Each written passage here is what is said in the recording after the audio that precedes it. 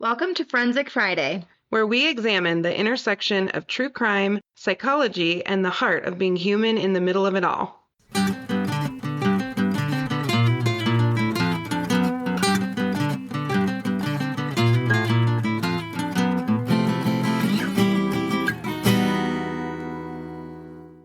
I've been dreading this all week. I have. You look like you were just dissociating. I kind of am. I'm like professional distance. I need professional distance. I'm going to harness my inner observer. I'm going to take a step back and look at something that I love objectively. So, y'all see Okay. my hat? I'm a Michigan girly. I have loved them Mm-hmm. since probably before I could talk. I've been able Mm-hmm. to sing the fight song since I knew words. Love that. I love them in a way that makes no sense unless you really love a team. I feel responsible for all of them. Uh-huh. Tina can't sit in a room while we're watching them. Every ref is against Michigan, every one of them. Ask Tina. She'll tell you. She'll tell you all about it. It's a conspiracy. She Mm-hmm. will leave the room. It's so stressful in a close game. Mm. My father comes by this obsession naturally. So Mm. my dad went to Michigan in the 70s, Okay. and my mom and dad started dating when he was at Michigan, and they fell in love one summer when he was home from college. And they moved up to Ann Arbor. So my mom and dad lived in Ann Arbor in the beginning of their marriage. They actually lived in East Lansing. My mom actually went to Eastern Michigan for a little My bit. mom went to Western. There you go. My mom went to Eastern for a bit, and then my dad went to U of M, and he actually got his master's in engineering there. Hmm. So I mean, there's pictures of me really little. I'll try to find one of me in my full Michigan garb as a toddler or something. But Aw. when something is ingrained in you and it's part of your relationship with literally your family, Mm-hmm. all of these memories. I mean, I it's like every Saturday, this is what we do. We watch Michigan football, and we took Mac there for the first time, and we saw the national championship winning team, and we had this amazing trip, and I cried the minute I got in the stadium. It's the first time I've been in the stadium, and I cried with my dad. Aw. And my son went in, and it's sleet rain. It is the cold Michigan rain. Like, it was Mm-hmm. awful. Didn't care. Would have stayed there for 24 hours to get to do it again. I would have stood outside. Aw. It was so special. And my son is walking with my dad, and he holds his hand, and he looks up at me and he goes, I feel like I'm home. Aw. And so that's how I'm leading in today. It's just like this is like actually a big piece of my heart. Mm-hmm. But obviously there's a bunch of crap going down, and Nat has not really gotten into this. So I'm gonna fill her in today. Yeah, no, I have not. I've avoided looking into Ugh, it. it's so hard. So I'm gonna Mm-hmm. go through some of the history. My dad was in the Michigan marching band in the Okay. 70s. So Okay. he really did actually go to bowl games and played on the field. Like when you see that iconic Michigan entrance when they come out and Mm-hmm. they do the M, and Mm-hmm. all the stuff, like he did that. So this isn't just like we lived in the Midwest and we love Michigan. It really is. I mean, we have significant connections to this.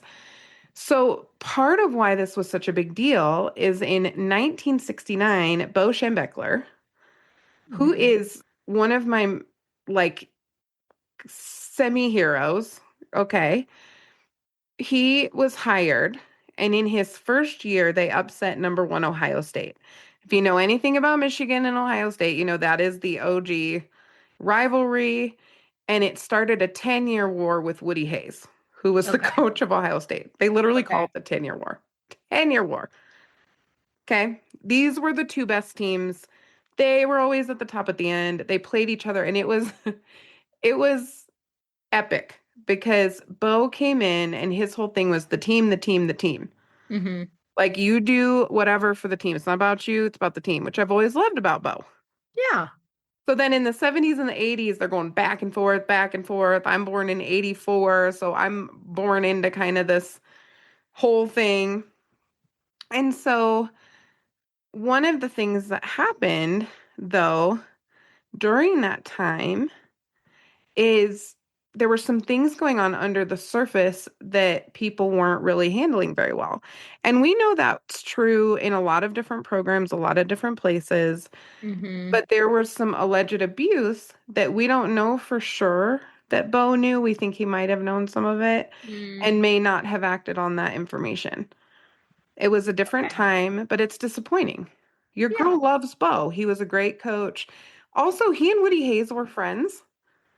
So the thing about the Big Ten is they fight like cats and dogs, but also there's a little bit of camaraderie because we have this rivalry and it's the same part of the country. And it's, even that was a simpler time. Now all the conferences are screwed up and whatever.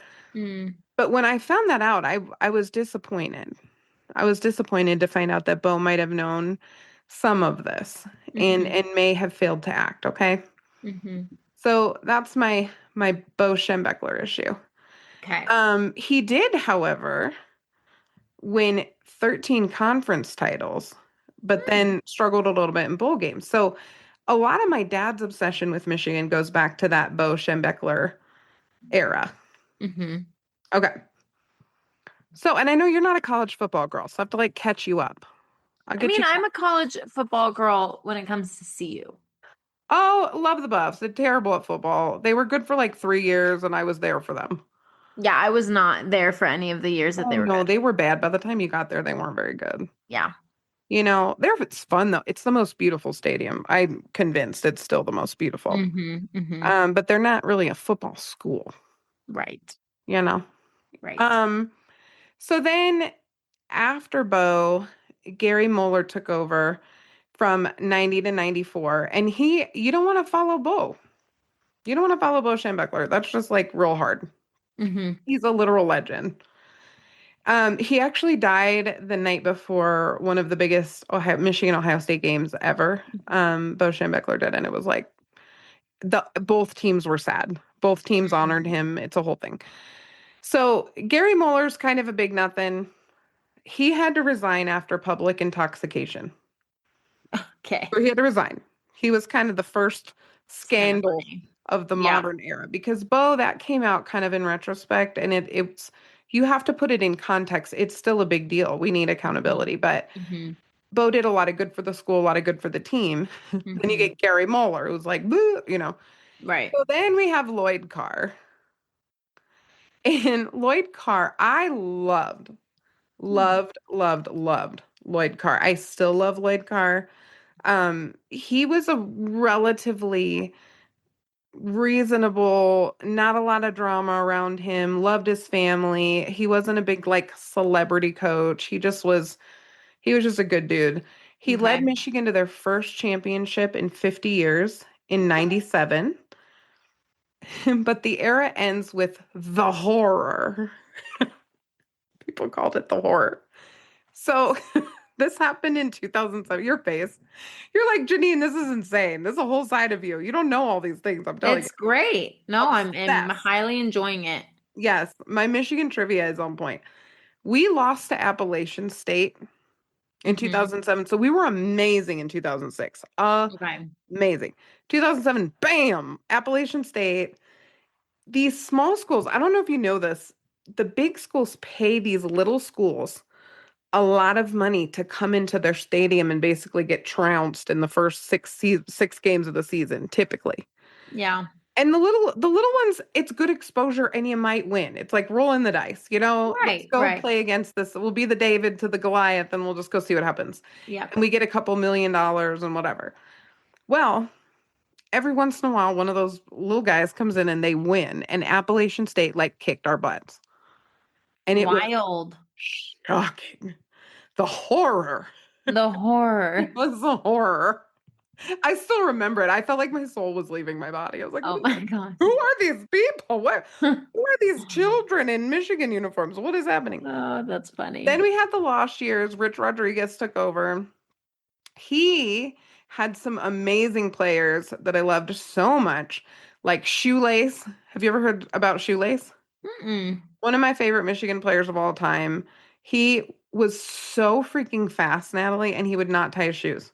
It was part of his whole thing. It was like a thing since he was a kid. That's crazy. So he would like put I think they have like the Velcro thing, they put him over, but he would not tie his shoes.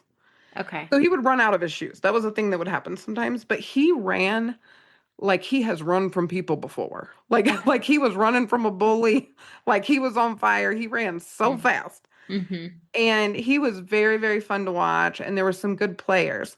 But Rich Rodriguez was kind of his own dude. I was never a huge fan of his, but he had his first like major NCAA quality control issue regarding practice hours. So he Mm-hmm. had some NCAA violations. My issue with the NCAA is they have 10,000 rules and they're really complicated, but a rule is a rule is a rule. And you have millions of dollars to find people who can follow the rules. Right. It's a choice at that point whether you follow them or not. And Rich Rodriguez was a little loose with that. Okay. Okay. Then we get Brady Hoke. God bless Brady Hoke. 2011 to 2014, he comes back and he's a Michigan man. And this is the whole thing. And he comes up and I cried. He takes over and he's a big goober. Okay, but he loves the school, Okay. loves the guys. He comes in and he's like, I would have walked to Michigan. I mean, he's like very excited. Okay. And we all love this. Now, Brady Hoke was not the most effective coach, so we didn't have a great couple years. Also, the quarterback had a very visible head injury and Mm. stayed in the game, Shane Morris, in 2014. And that ultimately led to Brady Hoke getting fired. Mm. So Brady Hoke gets fired. And it's sad. Like, he loved the school. He loved the kids, loved the school. But that was a little scandalous, okay? Right. Enter Harbaugh. And Okay. the is it Stallions or Scallions? I think it's Stallions. Connor Stallions. I think I always think it's Scallions. The Harbaugh and Stallions era. Okay. 20, we're getting there, I promise you. We're getting Okay. to the Yeah, drama. no, no, I'm But here. you have to kind of have the background to know like why Mm-hmm. I am royally pissed off and disappointed and Right. how the team might be feeling. So Harbaugh comes in 2015 and he's like the savior, right? He does this thing. My dad and I were texting. I mean, Brian stayed up past 10 over this. I mean, we were Wow. texting. We were so excited. This was our guy. He Mm-hmm. was a quarterback under Bo Schembechler. Hmm. He's an amazing coach. He took his team to the Super Bowl in the NFL. He coached at Stanford, but he's an Ann Arbor kid. He went to high school in Ann Arbor. I mean, he's the guy. He's the guy. Mm-hmm. We thought this is the guy, and he was. Mm. So he comes in 2015, and it's bumpy at first, but they're steadily getting better, right? Okay. In 2023, he gets in trouble during COVID-19 because they called it Burgergate, but because he Mm. got burgers, like hamburgers, for some recruits during Mm. COVID-19 and then allegedly lied to investigators. This was in January of 2023. So then in October of 2023, Why did he have to lie? because, well, here's the thing. The NCAA, it's kind of like marijuana in Colorado. Okay, we have people who were in prison for Mm-hmm. marijuana use for years and years and years, and now you can buy it on the corner and use it outside the McDonald's and nobody Right. cares. So Right. the NCAA is a little bit like that. The rules change all the time. Now we have the NIL and the quarterback is Mm-hmm. making millions of dollars. But it wasn't like that. Even 2 years ago, it wasn't like that. The NCAA has so many rules around, particularly like how much contact you can have, and there's certain dates. You can Mm-hmm. contact recruits starting like this year of high school, but not during these periods. There's just a ton of rules. They have a whole staff like devoted to making sure that the team doesn't break the rules. So in October of 2023, this big scandal breaks. So the Connor Stallions thing breaks, and there is a documentary on this. Let me see what the name of the documentary is. Untold Sign Stealer on Netflix talks about the sign stealing uh Oh, okay. thing. Okay, so that's Yep. that's Connor Stallions. Okay. So we were there that year. So we went to Okay. Michigan Stadium, I believe in October, September, late September. maybe mid-October, but before this broke. Okay. So we were Okay. there. We see them play. We see JJ McCarthy's quarterback. He's adorable. He looks like a grown-up Mac. We're in love with the team. We got to see Harbaugh, which it's still something that's just incredible that we got to do. We got to see the winning team. And the team was cool. Hmm. Basically, Connor Stallions is think beautiful mind, but football. Mm-hmm. He was obsessed. If you think, I mean, I just like it a little bit compared to this dude. This dude Mm-hmm. is in so deep and he was so smart and he was really good at figuring out the other team's signs. So when you dig into how this works in college football, every single school steals signs. They do. They Hmm. have people who watch tape. You're allowed to watch tape. You're allowed to study the signs of the other team. What you're not supposed to do is scout it in person. Hmm. So you're not supposed to go to games. You can have a recording of a game and zoom in and study it, but you're not supposed to have someone sitting in the stadium doing that with Right. another team. Right. Right. It's stupid though. Like you can scout 800 ways, okay? But Mm-hmm. anyway, he broke the rules. He bought tickets. There was kind of an organized thing happening and there basically he got caught at Central Michigan at a Central Michigan game on the sidelines when they were playing one of the rivals. I can't remember which team. Mm-hmm. And Stallions was just a savant at the sign stuff. So he would study the signs, presumably share it with the coaches, right? Mm-hmm. And then they could prep the team for the next week. And so Michigan had this incredible season. Now, I will tell you that almost every team in the NCAA does this who has means. They do it. But a rule's a rule's a rule. Mm-hmm. And one of the things as a Michigan fan that I had always been proud of was that we didn't just break all the rules all the time. Right. I appreciated that about my team. We did. We decided we needed to win more than we needed to follow the rules. We decided the rules were stupid, like Mm-hmm. some of the other teams. And we could compete at that level if we cheated the way that some of the other teams cheated. And that's just really what I believe. Y'all can come at me. That's fine. But I really believe that's what happened. I'm not defending it. I actually am really disappointed that that's what happened because even after the scandal broke and they put new rules in place and there were consequences for Michigan as a part of what happened too, they could have won probably without the sign stealing, honestly. But it just happened. And they did win after the sign stealing too. Mm-hmm. Mm-hmm. But still, you tarnished your reputation by breaking the rule, Mm-hmm. right? So Michigan won the national championship in January of 2024. One of the best days of my life. Like lost my mind. I couldn't believe it was happening. Later that same month, Harbaugh left for Hmm. the NFL. So he's now the coach of the LA Chargers. Okay. They're making a play for the playoffs already. Like he really is a good coach. Mm-hmm.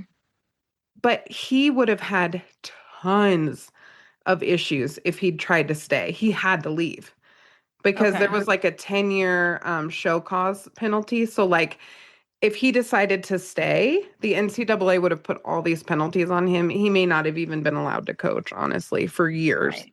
Right. And then Stallions got the boot. He can't work with any NCAA teams. Mm-hmm. Okay. This is where Sherrone Moore comes in. And he was the replacement for Harbaugh. Okay. So he comes in and he was kind of a lovable dude. He had subbed a couple games because Harbaugh had to serve suspensions for Burgergate. Oh And gosh. so when he had suspensions, Sherrone Moore was the acting head coach, like for those games. Mm-hmm. And one of them he won and he was freaking out at the end and he was cursing on TV, but he was so excited and crying. And Mm-hmm. it was, it's adorable until you know what was going on with him, right? So when Mm-hmm. he became the coach, pretty much everybody was excited about it, even though he didn't have a ton of head coaching experience. Right. He was who the fans wanted because of his proximity to Harbaugh. And he had some penalties, but not as bad as Harbaugh. So he could basically hang in there and Harbaugh could go away and the school wouldn't have as bad of sanctions as if Mm-hmm. Harbaugh tried to stay. When they investigated the Connor Stallions issue, Moore had deleted 52 text messages with Connor Stallions the day the scandal broke. Oh no. Now, it was later recovered by forensics. So, I mean, you can't just delete a text thread and think it's gone forever anymore, but he knew something. He knew something, and he clearly had a close enough relationship with the Stallions that they were communicating back and forth. So, Right. that's real public record that he allegedly deleted 52 text messages, okay? So the final sanctions get rolled out in August of 2025, so this year. And here were the final sanctions. Oh boy. A 20 million plus fine, multi-year show cause penalty for Harbaugh, which is 8 years, like he's banned from coaching in the Wow. NCAA for 8 years. And for Stallions, it's 10 years. He can't assist in the NCAA for 10 years. Wow. So that's where we leave off kind of in August of this Okay. year. Okay. Michigan's having an okay season, not an amazing season, but not a terrible season. When you think about a $20 million fine, an alum stepped up and paid, I think it was $12 million for the quarterback at Michigan, Bryce Underwood. This university, all the big schools have so much money, it almost doesn't matter. The fines are not what they're worried about. They're Right. worried about sanctions and recruiting issues. That's Right. what they're worried about, right? Okay. So Sherrone Moore did his thing this year. There is a coach that subbed for him because he had a couple games suspension from all this crap that happened. And there was another coach that stepped up. But for the most part, he's been the guy. And they've had an okay season. Not an amazing season, but an okay season, right? So now here's what happened with Sherrone Moore. Okay. Okay, so now that you're caught up, any observations? I'm being No. very vulnerable, sharing about precious Wolverines here. You're doing Okay. great. So when you get down into it, here's basically what happened. And this is domestic violence 101. So I want you to think about him as if he's one of our clients. Okay. So according to the prosecution, oh, I'm so disappointed. I'm just so disappointed in him. Sherrone Moore, you jackass. I'm sorry. You need help. You need a very good therapist, not me. Not me. Not me. Nope. I'm just mad at you, but find a good therapist. You need one bad. Yes. So, according to the prosecutor, here's kind of the 48 hours leading up to the arrest. Okay. Okay. So, basically, what was discovered was a relationship between Sherrone Moore and a member of his staff, a university staffer. We now know that that person was, I'm just going to double check the name. Sorry, Gare. We now know that his assistant, essentially, Okay. Paige Shiver, who is younger than him by a Okay. fair bit. I didn't write down the ages, but she's younger. She's younger than he is. And he has 3 daughters. He has kids. He has 3 daughters. They had an inappropriate relationship. And this kind of started to come to light. So what happened was she tried to break up with him on December 8th. And he sent a barrage of text messages and phone calls that went unanswered. She became afraid. She went to the University of Michigan and told them about the relationship, and he was terminated for cause on the morning of December 10th. Dang. So, for cause is significant with coaches because if a university decides to fire a coach, it's not your traditional contract. It's not the kind of contract where you can just get out of it. Right. You also should be paid out if they move on for even performance issues. If the team's not doing as well as they think it should, Hmm. typically the team releasing the coach or the team receiving the coach will pay the whatever the it's not called a penalty. I forget what it's called, but they'll pay an amount of money Okay. that the coach is owed. There's usually an out in the contract, the remainder of the contract. If you are Mm. fired for cause, which would be a violation of NCAA rules or personal conduct, you don't get your money. They Hmm. can terminate your contract and they don't owe you any remaining money Dang. on your contract. And he was only in year 2 of his contract. So he was sitting at the top of the pecking order at the University of Michigan. And within 48 hours, he's out on his ass Hmm. because this woman broke up with him and he didn't handle himself. Okay. So Hmm. then he gets fired. He gets fired on the morning of December 10th. Okay. Here's what he does right after that. Oh no. Hmm. Yeah, this is going to sound like something we read every day. Yeah. Moore drives to the victim's apartment in Pittsfield Township. So he barges in, goes to the kitchen drawer, grabs several butter knives. Jeez. We're going to talk about parasuicidal ideation here in a minute. And Okay. a pair of kitchen scissors and began to threaten his own life. And this comes Mm. from the Washtenaw County Assistant Prosecutor. Okay. Here are the threats, official verbatim threats from the court transcript. I'm going to kill myself. I'm going to make you watch. My blood is on your hands. You ruined my life. So then the victim's attorney, she's able to contact the attorney, Heidi Sharp. She hears what's going on. She calls 911. She tells police Moore is attacking her client and had been stalking her for months. She broke up with him allegedly because he was stalking her. Wow. Mhm. Police tracked his blacked out Chevy Tahoe to the Well Church on Willis Road in Saline, Michigan, which is about 15 miles away from the scene. Hmm. And Moore was taken into the hospital for a psychiatric evaluation, and then he was booked into jail. So that's essentially what's happening. Here are the charges. Count 1, third-degree felony home invasion, up to 5 years, because he forced his way into her place without permission and without being welcome. Count 2 is misdemeanor stalking, domestic relationship.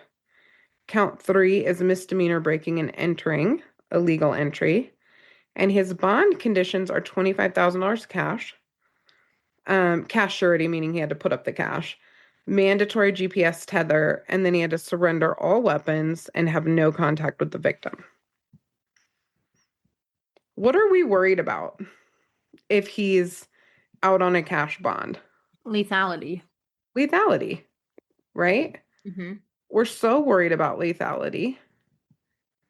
And we're worried about lethality. Why? Because I mean, he's stalking her. He stalked her to the point where he forced his way in. She didn't know that he was there. Mm-hmm. And usually when it's come to that, like individuals who do that don't see a lot of other options. Mm, They've kind of backed themselves into a corner. yes. Like they know at that point that they're probably going to get in trouble and lose everything. Yes. So, like at that point, it's like, well, what else do I have to lose? If I can't have you, then no one else can. Yes. And the fear in this one, when I look at this, and I'm going to tread a little lightly because there's still information coming out. One of the concerns that I have as a DV therapist, genuinely, this is not the first time. This was not the behavior that ended it. Correct. She was younger. He had total control. She worked for him. And everything I'm reading is saying that this was a several year relationship. Now, when all the details come out, all of this is allegedly, when all the details come out, we'll sift through them Right. again. Right. But right now, it is looking like a really unfair and, in this case, dangerous relationship for the staffer. Yeah. This is just dangerous. So, Oh, yeah. I mean, just his position is a power dynamic, and then you add in everything else. yes. And I find it really frustrating when people who have a lot of power, and this I see as a trend in Michigan football and across the board, and I think it's a sickness of any big, powerful, lucrative organization. Don't tell me for 1 minute that people didn't know that he was having an affair with this woman. I believe 100%. 100% People know things like that. people know things like He's that. just in a place of power that no one's going to say anything. That's exactly right. And he's running this crazy amount of money with this huge budget and this staff and prestige and all this stuff. He had so much to lose if this came out, that it especially put the victim at risk because he had to remain in control of her. He had to, or else look what happened in 48 hours when she got out from under him. 100%. So Mm-hmm. I'm very thankful that he didn't turn the scissors in particular on her in that situation. I read in one place, but I couldn't verify it, that his wife had also called 911 one of the days, maybe even that day after he was fired, saying that he was suicidal. Mm, I I'm trying to think of how to talk about this because I don't want to make it sound not important, but it frustrates me. There's suicidal behavior and then there's parasuicidal behavior. And one of the things you and I have to talk to clients about all the time is the fact that threatening suicide is an act of domestic violence, coercion in 100%. particular. Yes. If this man really, and I do think he's at risk for suicide, so I want people to hear me that he needs help. I hope they get him help. I hope they Well, they keep him safe. Go ahead. I was going to say there's a difference between, because you and I have worked with people who are suicidal from depression. Mm-hmm. It's a different, they show up different.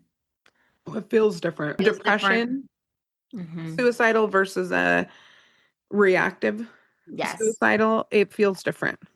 Yes. That's exactly what I was going to say. Impulsivity, because you're going to lose everything you've built, is different than someone who has struggled with depression. Someone who has struggled with depression right before they do it, they seem happy. Mm. Many times, Whereas, not always, but many times. not always. Whereas the impulsive suicidal thoughts based on they're going to leave me, I'm going to lose everything, stuff like that, right? Which is domestic violence, Yes, puts yourself obviously at risk, but puts them at risk. And also, if you were to impulsively do it, that person now believes it's their fault. 100%. Yes. And what I'm so pissed about, there's a lot of things I'm pissed about in this.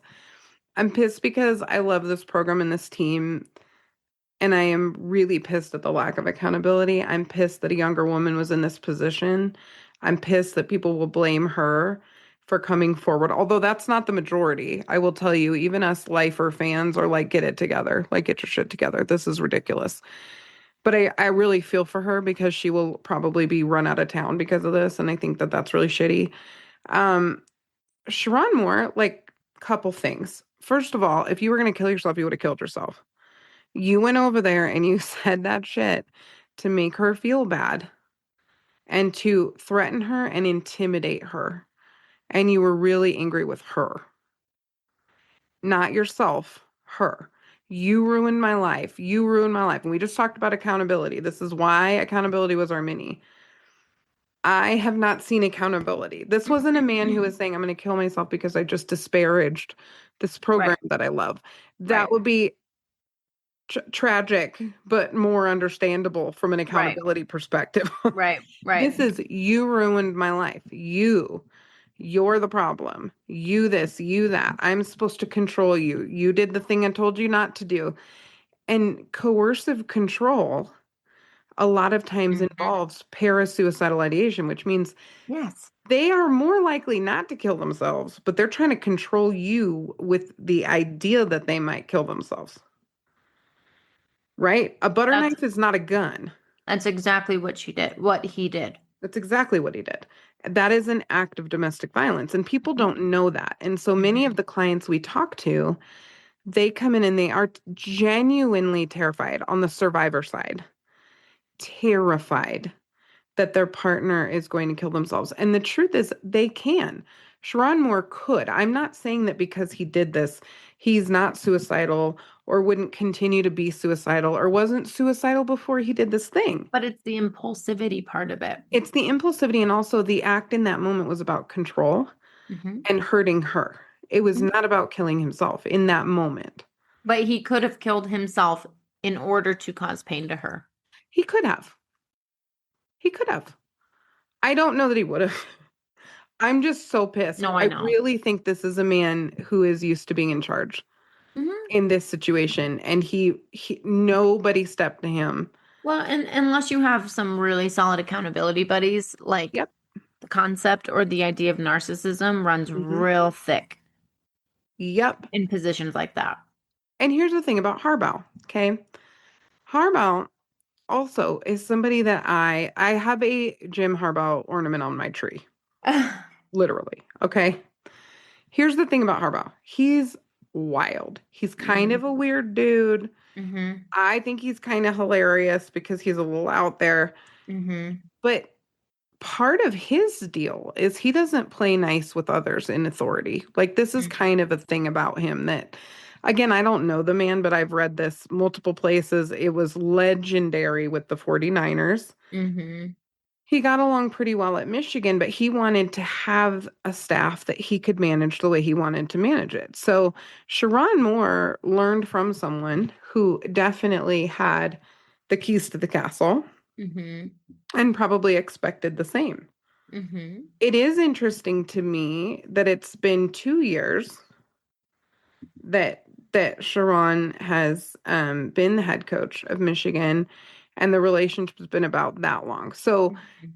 I don't know that Jim Harbaugh knew that there was something going on between Sherrone and this woman, but there were things going on. And there are some rumors that I'm not going to repeat on here because they haven't been verified, but they involve additional inappropriate behavior when he got out of jail and Mhm. maybe some historic sexual misconduct stuff. So that's all allegedly, so I'm not going to get into details. Mhm. I really hope that Sherrone Moore gets help. A year ago, not even a year ago, this summer, those two were questioned by the university about whether or not they had a relationship, and they denied it, allegedly. Mhm. Mhm. So the school has pledged to do a full investigation into this athletic program, like top to bottom. Mhm. The question that I have is, will that or will that not involve the athletic director? I hope Hmm. it doesn't. Yeah. I hope it doesn't, Yeah. because I think they need to get in there and clean house. And I will say this here as a Michigan fan. I don't care if we are not a good team for a very, very, very long time, if it Yeah. means that they reset the Yeah. culture. I mean at this point they have to. Well, they don't, because they don't. I'm telling you, like, listen, Yeah. Urban Meyer, don't even get me started. Jim Tressel, Jim Tressel. Oh my God, Jim Tressel. I can't with him.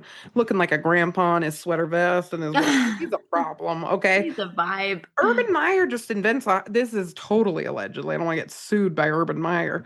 But that man just has a heart condition when it's convenient to get out of whatever I want to be with my family. Meh. And then another opportunity comes up and he pops into that one. He's a legend.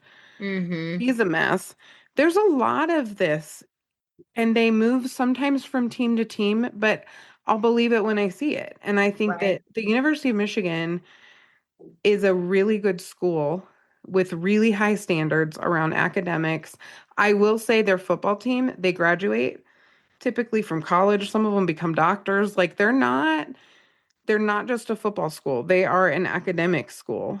And I hope that the school gets involved with all these big, beautiful brains and they clean house. They got to clean house. They have to do it. And it breaks my heart. Now, Mike Hart, if you are listening to this, I know you're not, but if you are, and I'm going to tag you in this, he left. I have no idea why he left. Okay. He did not get Mm. fired. He left a while ago and I was shocked. What if Mike Hart knew what was going on? What if some of these guys that I love, They probably did. if they knew, if any of y'all left because of this nonsense, can you please come back and fix it? Because Mike Hart is one of my most favorites of all time. Mm-hmm. I love him. So I stood in his parking spot. I did. I'm not kidding. You would be happy and excited about that. Oh my gosh, I did. I saw his parking spot. I took a picture. I was like, I never wanted to leave. I saw his parking spot. I was like, Mike Hart. I just love him so much. He looks so small. He's huge. They're all huge, but I mean, I don't know. He's small for a, NCAA football player, but I'm looking him up. oh, I love him so much, Natalie. And he quit. And I'm like, did he know something? Mike, did you know something? Hello, Mike Hart, Probably. come Here's the back. thing. Charles I feel Woodson, like get in there, clean house. I feel like loyalty because of power and control runs deep within this in the Yes. sports world, Yep. and so it's like don't, even if you see it, don't say anything. And if you don't agree with it, you just get out. Yes. Yes. Well, and here's the thing. From this girl who has loved this team with just a passion. It's a passion of mine my Mhm. entire life. Somebody get in there. Desmond Howard, Woodson, somebody go fix it. You got to go fix it. Somebody get in there. Bo's rolling over in his grave. We got to get this figured out. But from an accountability and responsibility, perspective, I will not be happy until somebody gets in there, cleans it up. I don't Mhm. care how good we are as a team for a while. We got to get in there and reset it Mhm. and take responsibility from there that women are treated with respect, that leaders are handled with some level of accountability. One of my favorite things that Deion Sanders is kind of a polarizing figure, Mhm. but there was one thing that he did that I really liked. Mhm. He brought all the women on the staff up to the front when he was first hired. Every single Good. one, trainer, everybody. And he said, if anybody mistreats any woman in this program, you're out. I don't care who you are. I don't care what Mhm. position you play. I don't care who your parents are. Mhm. You're out. And I thought about how important that is Mm. as a culture to Yeah. protect. We have to protect people, particularly women, in these kind of settings. These are really dangerous settings. Mhm. I've already shared my experience at CU. That was way before Coach Sanders. Mhm. But I really appreciated when I saw that video because it was like, okay, like give them hell, like let them Mhm. know you're not going to step out of line on this one. And I think a lot more is going to come out about this. And I hope that it does. And I hope people are held accountable. Yeah. And as a I do too. fan, we can't just pretend like our team's different or like everybody else does it. So why can't we? Like that moral relativism is how people get really hurt. Yeah. And change doesn't happen. It'll never happen if we don't take Yeah. responsibility for it. So, Yeah. Sherrone Moore, And even if he can't or won't take accountability and responsibility, he can be held to it. oh, he better be. You know what I mean? Oh, yeah. Like it's on him, but rarely are people like that gonna step up in that way, but it's also up to like I believe it's the school's responsibility as well. Absolutely. I'm going to write a letter that will melt in the hands of the athletic You director. should. You write good letters. I do write good You letters. write good letters. That's the best I can do right now. I mean, I I could remember go you down writing there. a letter. I could march my ass up to the athletic department. I'd probably have to get in line at this point. A lot of people are unhappy. But I just would love to communicate as a lifelong fan. Mm-hmm. This is completely unacceptable. And Sherrone Moore could have killed her. Oh, He 100%. could have killed her, and it's been going on. And they better take this. And people are like, well, why didn't she lose her job? It takes two to tango. I'm like, listen, jackasses, here's how this works. If you are an assistant to a head coach and you get in a relationship with that coach, how much harder is it to leave that when there's domestic violence than anyone else who has a hard time leaving a domestic partnership Well, that when they're being abused? and she runs the risk of her name getting drug out, Mm, her losing her job if she were to everything. ever try to leave. Yes. There's no, I mean, that's the thing. Like, it's like when people say, and I'm not saying it's the same necessarily, but it's like when therapists do the dumb thing of sleeping with their clients or starting a Ugh, relationship with their clients, it's a power differential. it So is. if a therapist starts dating their client, that therapist can't, I don't even want to say because I would never No, find myself in that position. no. The therapist can't go and say, well, like it takes two to tango. No, you are in a position of power. You are responsible for yourself in that space. Same thing with bosses, same thing with supervisors. It doesn't matter. Yes. And she is a victim of coercion, period. Yes. Yes. Period. She's not responsible for someone who has power over her, who then abused her, stalked her, coerced her, threatened to kill himself in front of her, blamed her. She is not any more responsible for that Mm-hmm. than a man who comes home and punches his wife in the face. It's the same behavior. It's Right. power and control, and it's abusive, and he should be held accountable to the fullest extent. And so to Sherrone Moore, I say, pull your head out of your ass, Mm-hmm. or a really good DV therapist is going to assist you with that. I volunteer as tribute. If you'd really like to, get some feedback, I'm happy to help. Um, I also really, I'm probably more neutral than you are. no, I think he doesn't need neutral. I think he needs somebody to be like, I believed in you, man. Okay, you Oh need yeah, to get that's it fair. figured out. Yeah, see, I mean neutral, like not approaching him neutrally, but Mm-mm. he's not in my world, he wasn't a big figure, but for you, he was. Ooh, I think he should be fed to the Michigan fandom. I think that Well, a there you go. Michigan educated Mm-hmm. therapist needs to get in there and tell him, you are nothing Mm-mm. without basic human dignity and respect for another human being. Mm-hmm. You cannot pull this Mm-hmm. shit. I don't care who you are. And you showed your ass, and we need to make it better. And I hope somebody gets in there. But Mm-hmm. like Desmond, like surely we have the budget to bring somebody good in who Mm-hmm. was not a part of this. So I'm really hoping that happens. But I want them to bring somebody who actually cares about culture. And I want to reiterate to our listeners, stalking in the state of Colorado, number one, is a felony.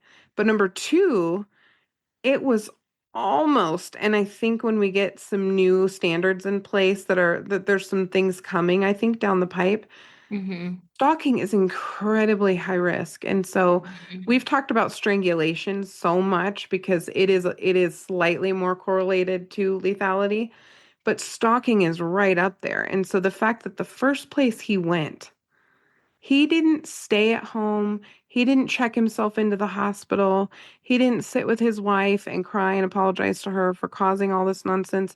He went there because she did what she wasn't allowed to do, and he needed to let her know. That's just the truth. That was his top priority when he got fired, was to go punish her. Not his family, not his children, not his team. Mm-hmm. He had to go punish this woman and break into her place Mm-hmm. and threaten her. And that is not a strong man. That Mm-mm. is a weak man who has taken power and control. Mm-hmm. And he needs to get his stuff together. And I hope they help him. I don't want anything bad to happen to him. I really don't. I'm glad he didn't Oh, hurt himself or hurt. He really could have hurt her. He was mad yeah. enough. Yeah. He scared her to death. He Yeah. really did. But I hope that they, they really dig in and get in there and investigate. But this is to say this is shocking is an understatement. Mm-hmm. I am not surprised that there's power and control dynamics. I am not surprised that there are some things going on in the program that aren't okay because there's been a little bit of whispers of that now for a little bit. This Mm-hmm. was shocking. Yeah. The depth of this and the domestic violence. It's one thing to have an affair. We see that a lot. Yeah. To have the domestic violence exposed to, and it was so weird to see him in his jail garb in the courthouse after seeing Mm-hmm. him like win the national championship, and he was really like the number 2 guy when they won the championship. So I mean, he was really in there and Right. was a good coach by all reports. Mm. Just 2 years later, and really the unraveling over 48 hours. Mm. Unbelievable. That's wild. Unbelievable. So Mm. it just goes to show, and we talked about this a little bit on Wednesday too in the mini. It cuts across all income brackets, all positions, Mm-hmm. all stations. Domestic violence takes place everywhere, all the time. Mm-hmm. This is just the latest example that I'm aware of, and it's sad. And it reads just like a police report we read every day. This is the stuff that we deal with every single day. So Yep. I'm Mm. disappointed, Nat. Man, I'm sorry. I'm disappointed. Yeah. Yeah. And I'm really, if they hire Brian Kelly, I quit. Brian Kelly, oh, oh my gosh, I can't stand him either. Throws his quarterbacks under the bus. I mean, oh no. I'd rather hire a no-name person and give him 10 years to figure himself out, but hire somebody with some integrity. Right. Well, we can hope. Well, I don't know. I'm gonna take my hat off till they fix it. I'm gonna take my hat off till they fix it. I'm gonna replace it with a Forensic Friday hat. There you go. And you know I'm what? They gotta make it better. I'm wearing my Forensic Friday. Okay, show them the new merch, girl. I need to be Okay. cheered up. Show them the sweatshirt. Okay, you ready? Hold on, I gotta Mhm. move the hair. So cute. You guys. Boom. Coffee messy bun Forensic Friday.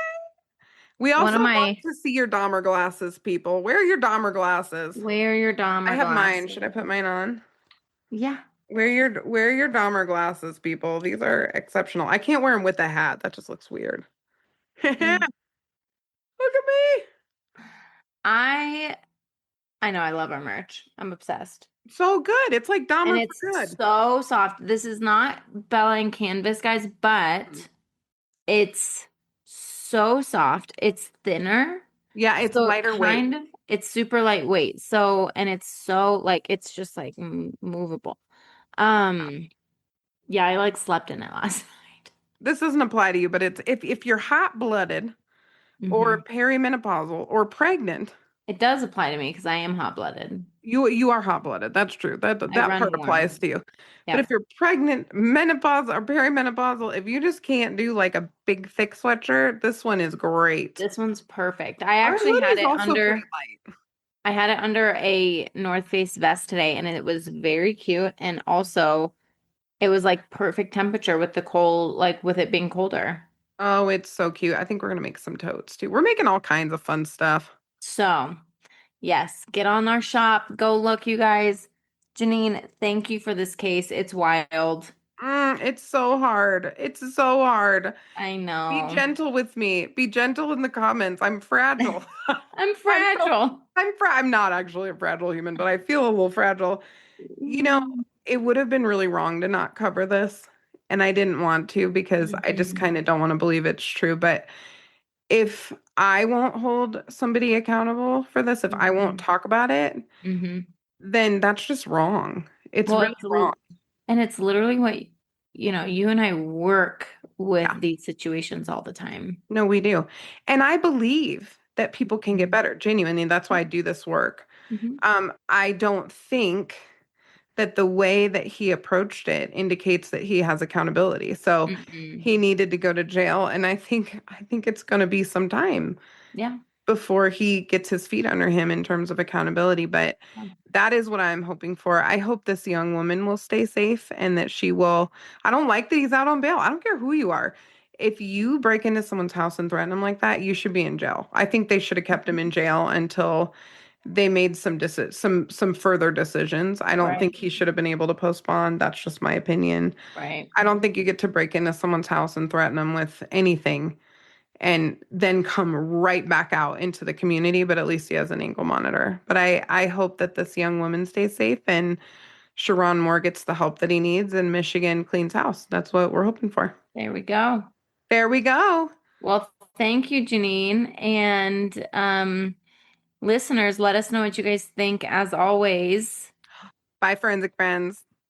I'm Jeannine. And I'm Nat. And as always, thanks for listening and join us next week for more crime, psychology, and heart.